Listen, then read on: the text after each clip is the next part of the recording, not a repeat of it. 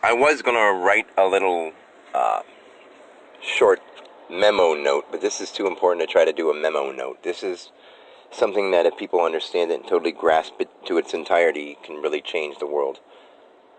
Our TVs and our phones are made of certain chemical, material, mineral things like rocks, metals, broken down, low vibrational things that aren't necessarily low vibrational in a way that makes them negative, but they can hold whatever intention is put to it. Let's say a person puts the intention of this phone is going to send a message to this phone, and those metals and plastics that are once living things that have died and became rocks and minerals and we use to make things out of, basically they have surrendered so that we can use them. They are our ancestors. We use a worm isn't less intelligent than us. It just knows that those things that we think are so important don't really matter, and all it needs to do is be alive. And it's going on to its next level, and it's doing its thing. It's providing. Like, the lesser animals than us are more intelligent than us. Well, let's not say all of them. Some of them are and some of them aren't. Some of them just don't need to think about stuff because they're just going throughout their life, and they're totally... They live a life of unconditional love and surrender. Like if you walk up to a tree, it's not like a tree's going to say, no, don't climb me, don't cut me, don't burn me, don't build me into something. But it's there, and it's alive. It's more alive than you and I. It just has totally surrendered. And that's why a lot of things like that are allowed to live longer. And they go through life cycles to give us lessons.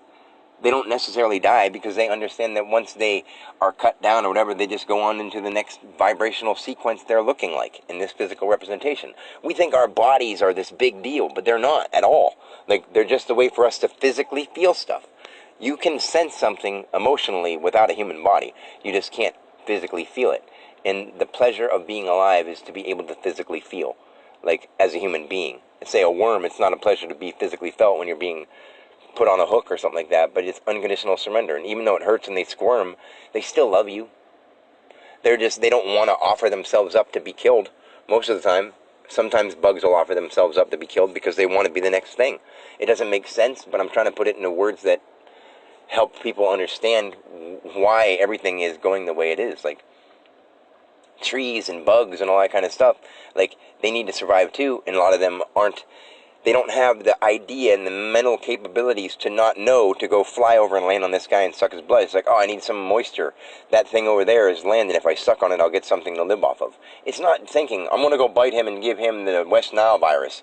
We said, oh, you're going to get the West Nile virus. Those things come from a place that isn't near here, and it's going to bring some kind of gross bacteria, and we're going to get it. And then someone gets that in their mind. They get bit by one. Next thing you know, that subconscious thing blows up into their body, and the memory of those materials and rocks that we transmit through our body. Like, say you have very little stuff that comes from the ground and you eat a whole bunch of living material that is scared cows or, betrayed chickens or whatever.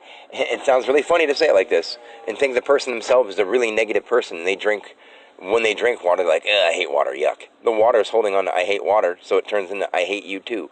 So if you bless your water before you drink it, if you can get to the point where you don't believe anything that you hear from anybody else and everything is healthy for you, you could truly do that. But your karma, the karma sticks into everything. There's karma in caramel. There's every little speck of life has karmic stuff that comes with it. A human body can process most of that pretty quickly. If you can get your mind right, your body can become right. If you can get your heart right, everything can be right. If you can get your consciousness right, you are everything. So, I hope that makes sense. That was easier than trying to type out a little memo. I love you guys so much, and I'm here to help us save the world. Dan is here to save the world, but I, the Dan that is beyond the Dan you see, is just here to help us. That's all. Like, I'm not even here for myself at all. I believe that Dan deserves it just like every individual deserves it. But because I'm Dan, if I get money, people are going to think I'm being whatever, but I'm going to use it to help everybody else. And yes, I do want to enjoy my life because I deserve to, and so do you. And if we get personal closeness, I'll take you with me. But I'm not just going to give everybody money to go do it because I don't know what they would put that towards, what life they would negatively affect. Not even just people. We got to work on our emotions first. Once we get in control of our emotions and our feelings and how we act towards others and when we understand what love is, we'll all be all right. And I'd give anybody anything, because by that time we won't need money to act like value is something. There is no such thing as value. That's an idea that we made physical. Anyway, peace, y'all.